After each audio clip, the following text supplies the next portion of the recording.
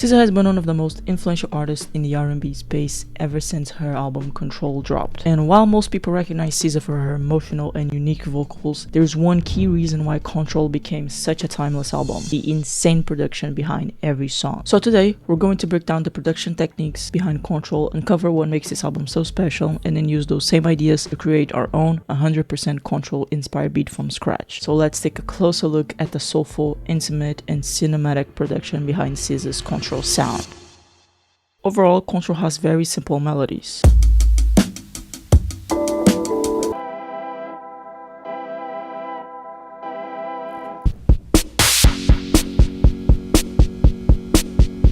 With that in mind, I started by laying down a simple but moody chord progression.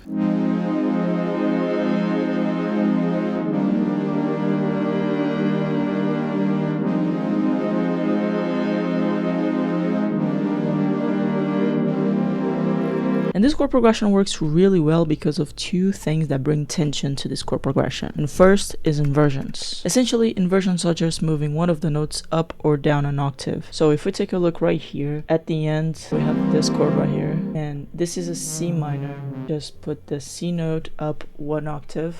And this brings tension because bringing the notes closer to each other makes the whole chord sound moodier and more intense. Peep the difference.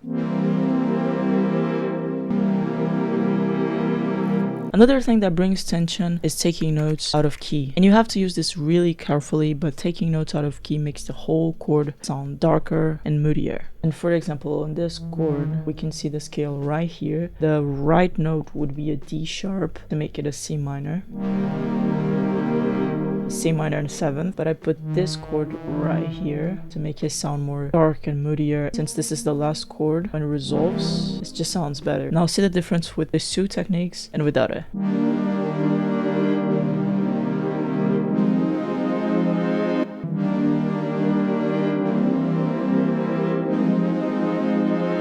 After that, I also bounced everything to audio and pitched it down 5 semitones because messing with audio makes it sound way more warped and dark. I really don't know why, but it works. And I'll be doing that with the rest of the sounds too. Now that we have the foundation of the melody, I knew that I wanted to do something similar to this ARP type sound that you can hear in Love Galore. So I made this simple melody using notes that were already inside the chord progression.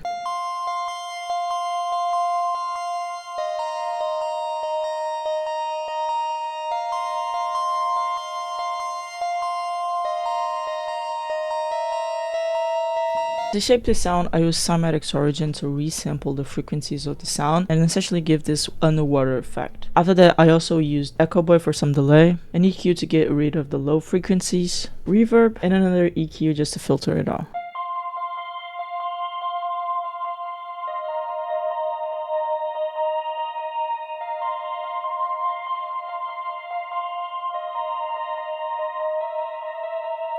To really give it that warped and choppy sound that you can hear in Love Galore, I bounced its audio and then used a halftime plugin.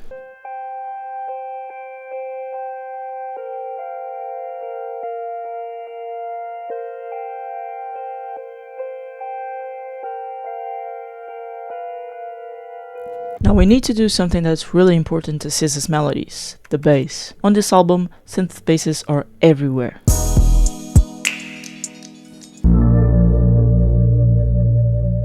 So I loaded up this bass preset that I made recently, copied the root notes of the chord progression, and this is how it sounds.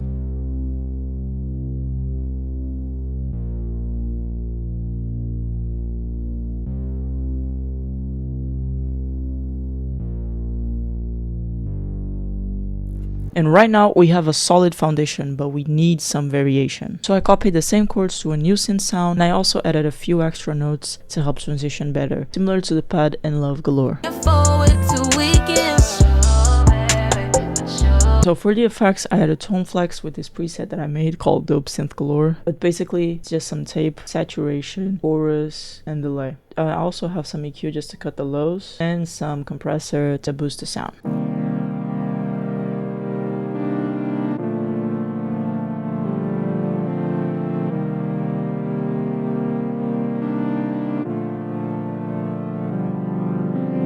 Now, before laying the drums down, I wanted to use something that SZA uses a lot on this album: silence. It might seem a bit controversial, but take a look at how using silence keeps the melody more interesting.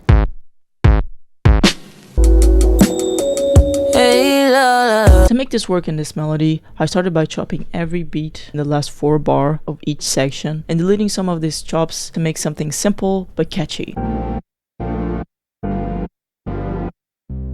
In anything, you can hear a very fast chop at the beginning and it's left and right.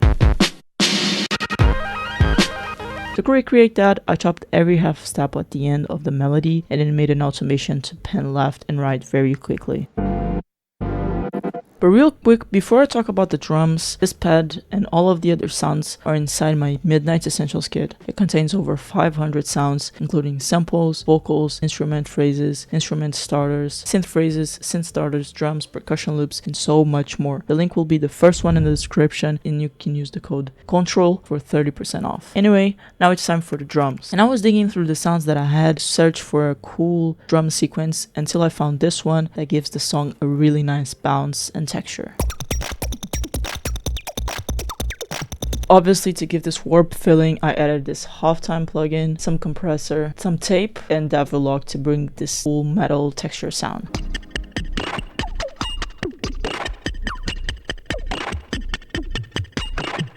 I wanted to keep the rest of the drum pattern super simple, so I just made a cool pattern using 2 sounds, a kick and a snare.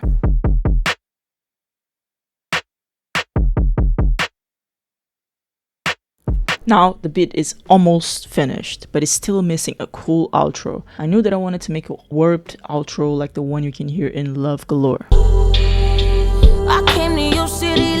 To make this, first we have to create a real quick arrangement of the song and bounce the most important or energetic section, the audio. After that, you can turn this time knob all the way up, sound like this.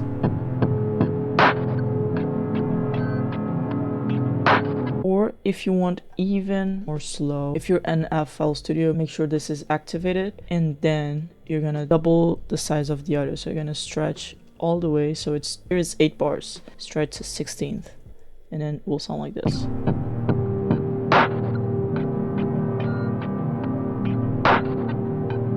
I also made a few chops to create those silence parts in the section 2, making it more interesting. And with that, the beat is finally done. I'll play for you in just a second, but if you enjoyed this video, please leave a like and subscribe for more videos like this. Again, if you want all of the sounds, first link in the description. Let's hear the final version of the beat.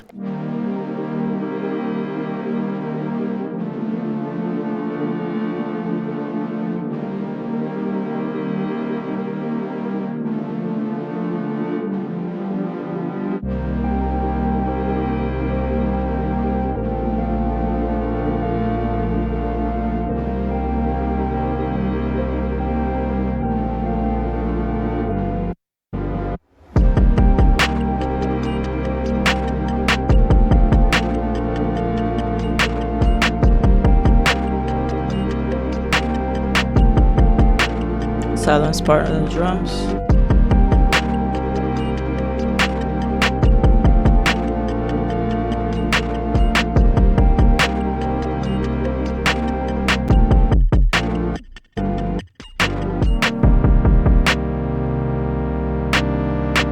This drop is crazy. Like the whole transition just sounds so smooth.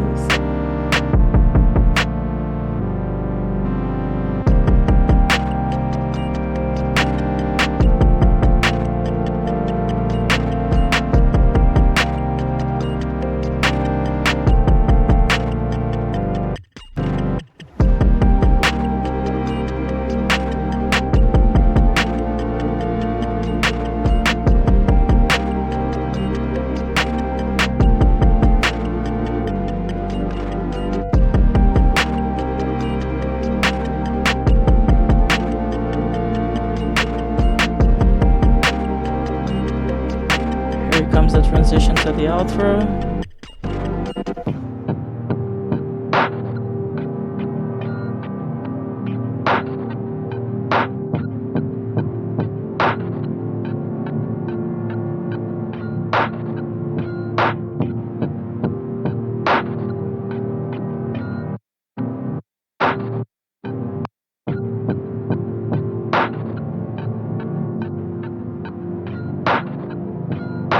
That's it for me, guys. Thank you for watching. Peace out.